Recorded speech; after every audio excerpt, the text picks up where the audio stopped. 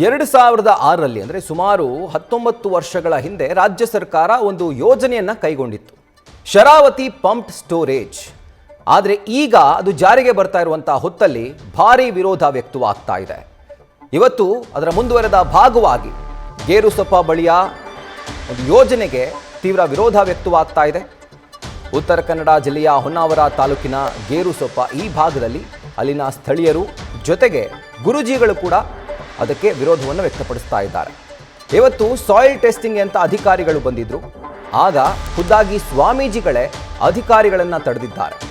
ಬಂಗಾರಮಕ್ಕಿ ಮಹಾಸಂಸ್ಥಾನ ಮಠದ ಮಾರುತಿ ಗುರೂಜಿ ಸ್ವಾಮೀಜಿ ಅವರು ವಿರೋಧ ವ್ಯಕ್ತಪಡಿಸ್ತಾ ಇದ್ದಾರೆ.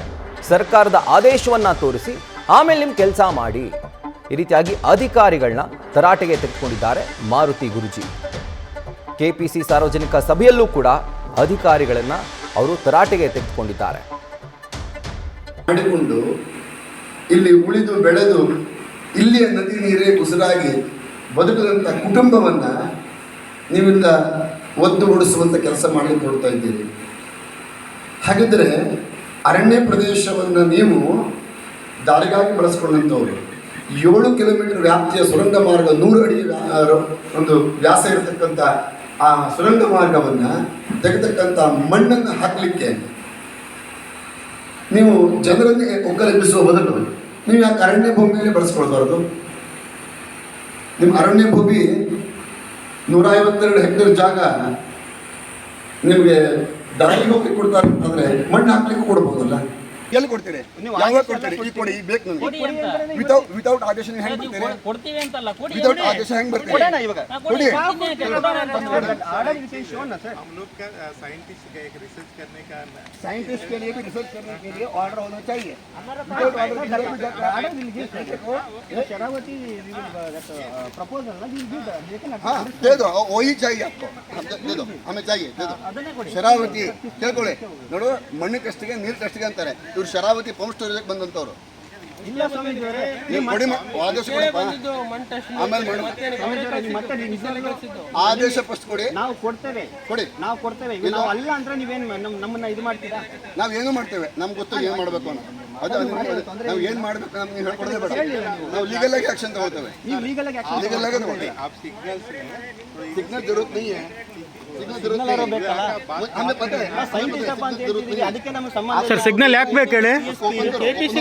ಸಿಗ್ನಲ್ ಯಾಕೆ ಬೇಕು? 2006ರಲ್ಲಿ ರಾಜ್ಯ ಸರ್ಕಾರ ಸುಮಾರು 4,000 ಕೋಟಿ ವೆಚ್ಚ ರೂಪಾಯಿಯಲ್ಲಿ ಈ ಒಂದು ಯೋಜನೆಯನ್ನು ನಿರ್ಮಾಣ ಮಾಡಲಿಕ್ಕೆ ಒಂದು ಡಿಸಿಷನ್ ತೆಗೆದುಕೊಳ್ಳಲಾಗುತ್ತೆ. ಸೊ ಒಟ್ಟಾರೆಯಾಗಿ 10,500 ಕೋಟಿ ರೂಪಾಯಿ ಪ್ರಾಜೆಕ್ಟ್ ಇದು. ಸೊ ಈ ಒಂದು ಯೋಜನೆಯಿಂದ 2,000 ಮೆಗಾವ್ಯಾಟ್ ಪವರನ್ನು ಉತ್ಪಾದನೆ ಮಾಡಬಹುದು ಅನ್ನುವಂಥದ್ದು ಸರ್ಕಾರದ ಒಂದು ಡಿಸಿಷನ್, ಜೊತೆಗೆ ಪ್ಲ್ಯಾನ್ ಕೂಡ ಆಗಿತ್ತು. ಆದರೆ ಈ ಯೋಜನೆಯಿಂದ ಪಶ್ಚಿಮ ಘಟ್ಟ ಭಾಗ ಅಂದರೆ ನಮ್ಮ ಕರ್ನಾಟಕದ ಲಂಗ್ಸ್ ಅಂತ ಏನು ಕರಿತೀವಿ, ಶ್ವಾಸಕೋಶ, ಈ ಪಶ್ಚಿಮ ಘಟ್ಟದ ಸುಮಾರು 16,000 ಮರಗಳು ನಾಶವಾಗ್ತಿದ್ದಾವೆ. ಜೊತೆಗೆ ಗ್ರಾಮಗಳಿಗೂ ಕೂಡ ಒಂದು ರೀತಿ ಕಂಟಕ ಉಂಟಾಗ್ತಾ ಇರೋದು. ಎಸ್, ಡೀಟೇಲ್ಸನ್ನು ಕೊಡ್ತಾ ಹೋಗ್ತಾರೆ ನಮ್ಮ ಪ್ರತಿನಿಧಿ ಸಂದೀಪ್ ಇದರ ಕುರಿತಾಗಿ. ಸಂದೀಪ್, ಸ್ವಾಮೀಜಿಗಳ ಒಂದು ಆಗ್ರಹ ಖಂಡಿತವಾಗ್ಲೂ ಸರಿಯಾಗೇ ಇದೆ.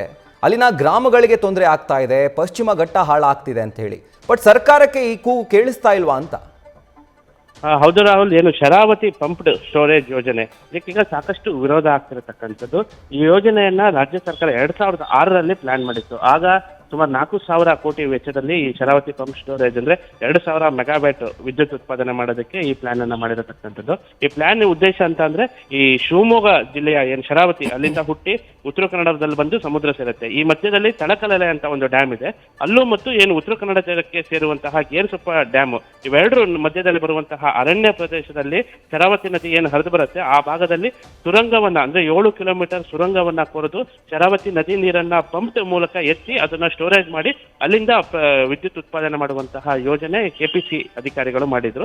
2006ರಲ್ಲಿ 4,000 ಕೋಟಿ ಆಗಿದ್ದ ಪ್ರಾಜೆಕ್ಟ್ ಈಗ 10,500 ಕೋಟಿ ಪ್ರಾಜೆಕ್ಟ್ ಆಗಿರತಕ್ಕಂಥದ್ದು. ಏನು ತರಾತುರಿಯಲ್ಲಿ ಸರ್ಕಾರ ಏನು ಪರಿಸರ ಅಹವಾಲು ಸಭೆಯನ್ನ ಸಹ ಮಾಡಿರತಕ್ಕಂಥದ್ದು. ಈ ಯೋಜನೆಗೆ ಏನು ಸಾಕಷ್ಟು ಪರಿಸರದ ಅಂದ್ರೆ ಅರಣ್ಯಕ್ಕೆ ಸಾಕಷ್ಟು ಆಪತ್ತಿದ್ರೂ ಸಹ ಯಾರು ಅನುಮತಿ ಕೊಡ್ತಾರೆ ಅನ್ನೋದು ಈಗ ಸಾಕಷ್ಟು ದೊಡ್ಡ ಪ್ರಶ್ನೆ ಆಗಿರತಕ್ಕಂಥದ್ದು. ಸದ್ಯಕ್ಕೆ ಕುಮಟಾ ಶಾಸಕರಾಗಿರುವಂತಹ ದಿನಕರ್ ಶೆಟ್ಟಿ ಅವರಿದ್ದಾರೆ. ಸರ್ ನಮಸ್ತೆ. ಹೇಳಿ ಸರ್ ನಮಸ್ತೆ. ಈಗ ಶರಾವತಿ ಪಂಪ್ಡ್ ಯೋಜನೆಗೆ ಈ ರೀತಿಯಾಗಿ ಭಾರಿ ವಿರೋಧ ವ್ಯಕ್ತವಾಗ್ತಿದ್ರು ಕೂಡ ಸರ್ಕಾರ ಯಾಕೆ ಇನ್ನು ಮೌನ ವಹಿಸಿದೆ, ಇದನ್ನ ಮಾಡಲೇಬೇಕು ಅಂತ ಯಾಕೆ ಜಿದ್ದಿಗೆ ಬಿದ್ದಿದೆ ಅಂತ? ಆಡಳಿತ ಪಕ್ಷದವರಲ್ಲ ಅವರು, ಕಾಂಗ್ರೆಸ್. ಹ್ಮ್ ಅವ್ರಿಗೆ ಏನಾದ್ರೂ ಲಾಭ ಇರಬಹುದು ಅದರಿಂದ. ಹ್ಮ್ ಹ್ಮ್ ಹ್ಮ್ ಹೀಗಾಗಿ ಆ ಯೋಜನೆಯನ್ನ ಕೈಗೆತ್ಕೊಳ್ಳಿಕ್ ಹೊರಟಿದ್ದಾರೆ. ಈಗಾಗಲೇ ಸಾಕಷ್ಟು ನಮ್ಮ ಪಶ್ಚಿಮ ಘಟ್ಟಕ್ಕೆ ಅನಾಹುತ ಆಗ್ತಾ ಇದ್ದಿತ್ತು, ಅವ್ರ ಗಮನಕ್ಕೂ ಇದೆ. ಹ್ಮ್ ಅಂಕೋಲಾದಲ್ಲಿ ಸಹ ದೊಡ್ಡ ರೀತಿಯಲ್ಲಿ ಗುಡ್ಡ ಕುಸಿತಾಗಿ ಹೌದು. 7-8 ಜನ ತೀರ್ಕೊಂಡಿದ್ದು ಗೊತ್ತಿದೆ.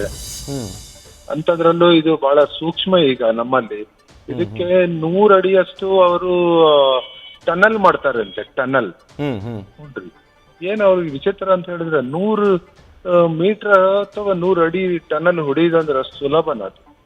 ಸೈಡ್ ಎಲ್ಲ ಕ್ರ್ಯಾಕ್ ಬಂದ್ಬಿಡ್ತದೆ ಅಷ್ಟೊತ್ತಿಗೆ. ಅದು ದೊಡ್ಡ ದೊಡ್ಡ ಕಲ್ಲು ಬಂಡೆ ಒಳಗಡೆ ಇರ್ತದೆ. ಸರ್, ಈಗ ಪಶ್ಚಿಮ ಘಟ್ಟ ಅನ್ನುವಂಥದ್ದು ನಮ್ಮ ರಾಜ್ಯಕ್ಕೆ, ಇನ್ಫ್ಯಾಕ್ಟ್ ನಮ್ಮ ದೇಶಕ್ಕೇನೆ ಒಂದು ರೀತಿ ದೊಡ್ಡ ಕೊಡುಗೆ, ಅದು ನೈಸರ್ಗಿಕ ಕೊಡುಗೆ. ಈಗ ಆ ಪಶ್ಚಿಮ ಘಟ್ಟಕ್ಕೆ ಇವ್ರು ಕೈ ಹಾಕ್ತಿದ್ದಾರೆ ಅಂತಂದ್ರೆ ಇವ್ರಿಗೆ ಪರಿಸರದ ಬಗ್ಗೆ ಕಾಳಜಿ ಇಲ್ಲ. ಜೊತೆಗೆ ಸ್ವಾಮೀಜಿಗಳು ಸಹಿತ ಗ್ರಾಮಸ್ಥರಲ್ಲಿ ವಿರೋಧ ವ್ಯಕ್ತಪಡಿಸ್ತಾ ಇದ್ರು ಕೂಡ ಅದನ್ನ ಕಿವಿಗೆ ಹಾಕೊಳ್ತಾ ಇಲ್ವಂತಲ್ಲ ಸರ್ಕಾರ? ನಾನೇ ಫಸ್ಟ್ ಅದನ್ನ ಅಸೆಂಬ್ಲಿ ಅಧಿವೇಶನದಲ್ಲಿ ಪ್ರಸ್ತಾಪ ಮಾಡಿ ವಿರೋಧ ಮಾಡಿದ್ದೆ. ಹ್ಮ್ ನಾನೇ ಫಸ್ಟ್ ವಿರೋಧ ಮಾಡಿದ್ದು ಅಸೆಂಬ್ಲಿಯಲ್ಲಿ. ಹ್ಮ್ ಕಳೆದ ಅಸೆಂಬ್ಲಿಯಲ್ಲಿ ಅದ ವಿಷಯ ಎತ್ಕೊಂಡು ವಿರೋಧ ಮಾಡಿ ಟೋಟಲ್ ನಮ್ಮ ಜಿಲ್ಲೆಯ ಅನಾಹುತಗಳನ್ನ ಅವ್ರಿಗೆ ಹೇಳಿದ್ದೇನೆ. ಕೈಗಾದಿಂದ ಏನಾಗಿದೆ, ಏನಾಗ್ತಾ ಇದೆ, ಸೀಬರ್ಡ್ ಬಂದು ನಾವು ಎಲ್ಲ ಜನ ಬೀದಿಗೆ ಬಂದಿದ್ದಾರೆ, ಬೆಡ್ತಿ ಯೋಜನೆಯಿಂದ ಬಂದಿದ್ದಾರೆ, ಎಲ್ಲ ನಾವು ಕಳ್ಕೊಂಡಿದ್ದೇವೆ. ಬಿಟ್ರೆ ನಮ್ ಜಿಲ್ಲೆ ಏನು ಕಾಂಟ್ರಿಬ್ಯೂಷನ್ ಇಲ್ಲ, ಯಾವ ಸರ್ಕಾರದಿಂದನೂ ನಮ್ ಜಿಲ್ಲೆ ಕಾಂಟ್ರಿಬ್ಯೂಷನ್ ಇಲ್ಲ ಅನ್ನೋದು ಹೇಳಿದ್ದೇನೆ.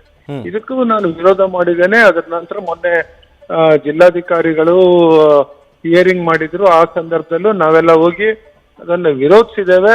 ಈಗಲೂ ಮತ್ತೆ ಅದನ್ನ ಎಲ್ಲರೂ ಒಟ್ಟಾಗಿ ಈಗ ನಿನ್ನೆ ಮೊನ್ನೆ ಅದಕ್ಕೆ ಸ್ವಲ್ಪ ಹೆಚ್ಚಿನ ಶಕ್ತಿ ಬರ್ತಾ ಇದೆ. ಈಗ ಸರ್ ಜಸ್ಟ್ ಶುರುವಾಗಿದೆ, ಆಗ್ಲೇ ಹೇಳ್ದಾಗೆ ನೀವು, ಶಕ್ತಿ ಬರ್ತಾ ಇದೆ. ಈಗ ಸ್ವಾಮೀಜಿಗಳು ಇದಕ್ಕೆ ತೀವ್ರವಾದಂತಹ ವಿರೋಧ ವ್ಯಕ್ತಪಡಿಸ್ತಿದ್ದಾರೆ, ಮಾರುತಿ ಗುರುಜಿಯವರು. ಅದರ ಜೊತೆಗೆ ಸಾರ್ವಜನಿಕರು ಕೂಡ ನಮ್ಮ ಹಳ್ಳಿಗೆ, ನಮ್ಮ ಗ್ರಾಮಕ್ಕೆ ಹಾನಿ ಆಗ್ತಾ ಇದೆ ಅಂತ ಹೇಳಿ ಅವರ ವಿರೋಧ ಕೂಡ ಇದೆ. ಸೊ ಮುಂದಿನ ದಿನಗಳಲ್ಲಿ ಈ ಬೆಳವಣಿಗೆ ಇನ್ನು ದೊಡ್ಡ ಮಟ್ಟದಲ್ಲಿ ಬೆಳಿಬಹುದಾ? ಜೊತೆಗೆ ನೀವೇನಾದ್ರೂ ಅದರ ನೇತೃತ್ವವನ್ನ ವಹಿಸ್ತೀರಾ, ಕೈ ಜೋಡಿಸ್ತೀರಾ ಈ ಒಂದು ಕೂಗಿಗೆ ಅಂತ? ಹೌದೌದು, ನಾನು ಹೇಳ್ದಲ್ಲ, ಫಸ್ಟ್ ಮ್ಯಾನ್ ನಾನು. ನಾನೇ ಅದನ್ನ ವಿರೋಧ ಮಾಡಿದವನೇ ನಾನು ಫಸ್ಟ್. ಇದರಲ್ಲಿ ಎಲ್ಲಿ ಅಧಿವೇಶನದಲ್ಲಿ ಫಸ್ಟ್ ನಾನೇ. ಯಾರೂ ಅಷ್ಟೇ ದೊಡ್ಡ ಪ್ರಮಾಣದಲ್ಲಿ ವಿರೋಧ ಮಾಡಿರ್ಲಿಲ್ಲ. ಅಲ್ಲಿಂದ ಶುರು ಮಾಡಿದ್ದೇನೆ. ಅದ್ರ ಜೊತೆಗೆ ಅವ್ರ ಜೊತೆಗೆ ಇದ್ದೇನೆ. ಈಗ ನಮ್ಮ ಸಂತೋಷ್ ಇವರು ಯಾರು ಲೋಕಾಯುಕ್ತ ನ್ಯಾಯಮೂರ್ತಿ ಸಂತೋಷ್ ಹೆಗ್ಡೆ ಅವರು, ಸಂತೋಷ್ ಹೆಗ್ಡೆ ಅವರು ಅದಕ್ಕೆ ವಿರೋಧ ಮಾಡ್ತಾ ಇದ್ದಾರೆ. ಅವರು ಎಲ್ಲ ಮೊನ್ನೆ ಮೀಟಿಂಗ್ ಮಾಡಿ ಬೆಂಗಳೂರಲ್ಲಿ ಎಲ್ಲ. ಸುರೇಶ್ ಹೆಬ್ಳಿಕರ್ ನನ್ಗೆ ಫೋನ್ ಮಾಡಿದ್ರು, ವಿರೋಧ ಮಾಡೋಣ ಅಂತ ಹೇಳಿದ್ದಾರೆ. ನಾವೆಲ್ಲ ಕೂಡ ವಿರೋಧ ಮಾಡ್ತೇವೆ. ಅದನ್ನ ಯಾವುದೇ ಪರಿಸ್ಥಿತಿಯಲ್ಲಿ ಬರ್ಲಿಕ್ಕೆ ಬಿಡುದಿಲ್ಲ ಅದನ್ನು. ಖಂಡಿತ ಸರ್, ಖಂಡಿತ. ಯಾಕಂದ್ರೆ ನಮ್ಮ ರಾಜ್ಯದ ಒಂದು ಸಂಪತ್ತು ಅದು ಹಾನಿ ಆಗ್ಲಿಕ್ಕೆ ಬಿಡಬಾರ್ದು ಸರ್. ಇಲ್ಲ, ಖಂಡಿತ ನಾವು ಅದನ್ನ ದೊಡ್ಡ ಪ್ರಮಾಣದಲ್ಲಿ ವಿರೋಧಿಸ್ತೇವೆ. ರೈಟ್ ಸರ್, ವಿರೋಧಿಸಿ ಅದನ್ನ ಪಶ್ಚಿಮ ಘಟ್ಟವನ್ನ ಉಳಿಸ್ಕೊಳ್ಳೋ. ಖಂಡಿತ ಸರ್, ಖಂಡಿತ ಆ ಕೆಲಸ ಆಗ್ಲಿ sir. Thank you so much sir, news first ಜೊತೆ ಮಾತಾಡಿದಕ್ಕೆ.